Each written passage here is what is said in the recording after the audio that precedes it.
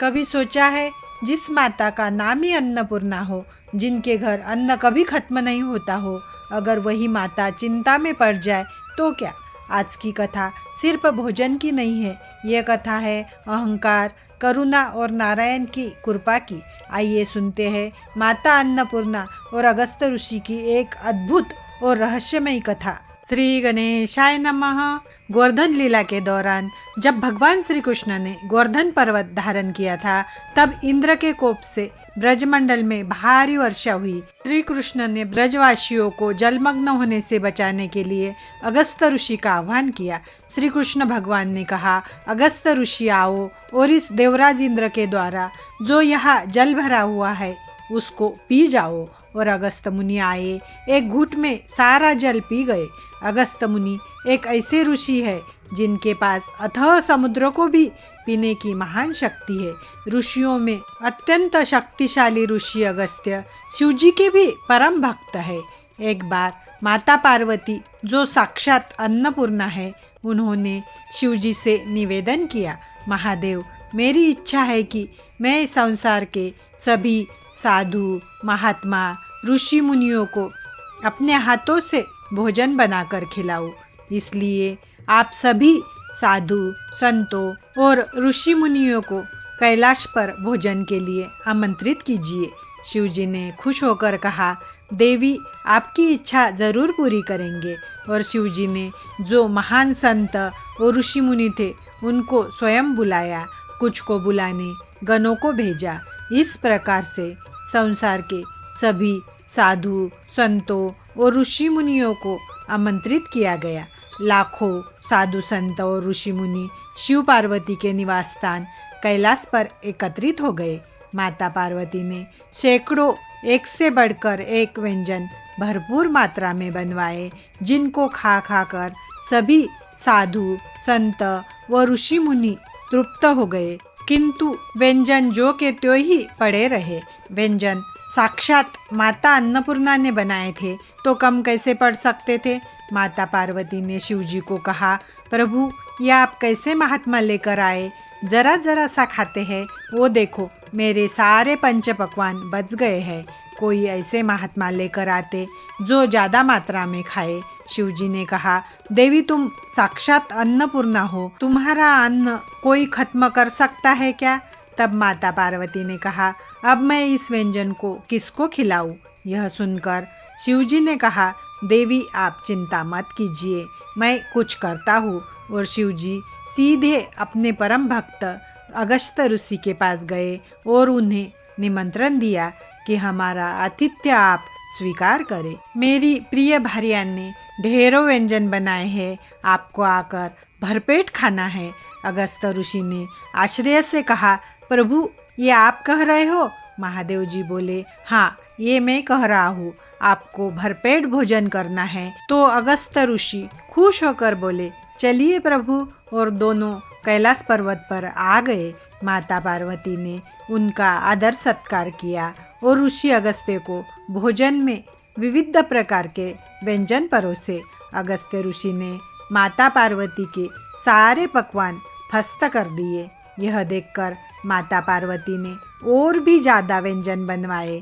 माता पार्वती भी सोचने लगी, स्वामी एक ऐसा ब्राह्मण ले आए हैं, सारे व्यंजन अकेले ही खा गए, कैसे महात्मा है। लेकिन माता पार्वती ने हार नहीं मानी, फिर से रसोई लगवाई, दोबारा व्यंजन बनवाया। दोबारा भी ऋषि अगस्त्य ने सारे व्यंजन फस्त कर दिए।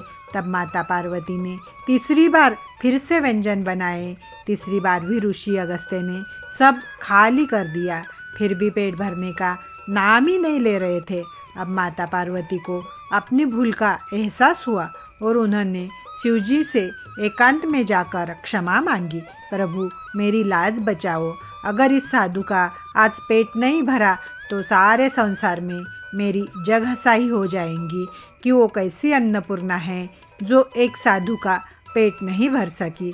शिवजी ने कहा, देवी, बात मेरी सीमा से बाहर हो गई है, अब तो लाज श्री नारायण ही बचा सकते हैं। देवी आप नारायण का ही स्मरण करो और मैं उनके पास जाता हूँ, उनको यहाँ लेकर आता हूँ। यह सुनकर माता पार्वती तो कैलाश पर ही बैठकर नारायण जी का स्मरण करने लगी और शिव जी चले गए नारायण जी के पास वैकुंठ और बोले, चलिए नारायण जी, आपका न्योता है।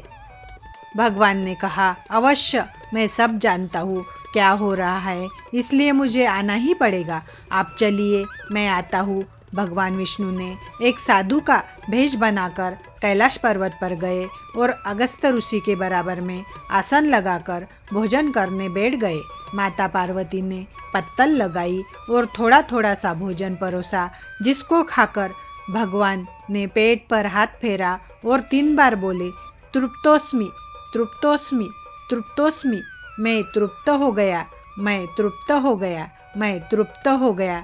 और जब स्वयं जगन्नाथ तृप्त होते हैं तो जगत तो अपने आप तृप्त हो जाता है। इधर अगस्त्य ऋषि देख रहे हैं कि मेरा पेट कैसे भर गया। अगस्त्य ऋषि का पेट तो भरा सो भरा, जगत के जितने भी चराचर प्राणी थे सबका पेट अचानक भर गया, पूरा जगत तृप्त हो गया जगन्नाथ के तृप्त होते ही। तब अगस्त्य ऋषि को एहसास हुआ कि यह साधु कोई साधारण साधु नहीं है जिसने मेरा पेट भर दिया, वे स्वयं जगन्नाथ है, स्वयं नारायण है। तब नारायण साधु के भेष में ही बोले, अगस्त्य जी अब चले, प्रभु रुको तो, अभी थोड़ा पानी पी लेने दो। भगवान ने अगस्त्य ऋषि का हाथ पकड़ लिया और बोले, अभी पानी पीने का समय नहीं आया, द्वापर के अंत में मैं गोवर्धन लीला करूँगा, उस समय तुम्हें भरपेट पानी पिलाऊंगा। चलो बहन, पार्वती जी का पीछा छोड़ो। तब ऐसे भगवान विष्णु ने श्री शिवजी और माता पार्वती की लाज बचाई। श्री कृष्णचंद्र परिपूर्ण भगवान है, जितने भी पूर्ण स्वरूप वो भगवान श्री कृष्ण में पहले से ही विराजमान है। श्री राम भी और श्री विष्णु भी श्री कृष्ण में ही विराजमान है। श्री विष्णु ने जब कृष्ण अवतार में गोवर्धन लीला रची थी, ब्रजवासी वर्षा अच्छी होने के लिए इंद्र की पूजा करते थे ताकि उन्हें अच्छी बारिश मिले और फसलें अच्छी हो। इंद्र को वर्षा का देवता माना जाता है। यह देखकर बालक श्री कृष्ण ने पूछा, क्या इंद्र हमें खाना देता है या ये गोवर्धन पर्वत, गाय और किसान की मेहनत? ब्रजवासियों ने जवाब दिया, हम खेती करते हैं, गाय चराते हैं, गोवर्धन पर्वत से घास पानी मिलता है, ये सब हमारी मदद करते हैं। श्री कृष्ण ने कहा, तो हमें इंद्र नहीं गोवर्धन पर्वत और प्रकृति की पूजा करनी चाहिए।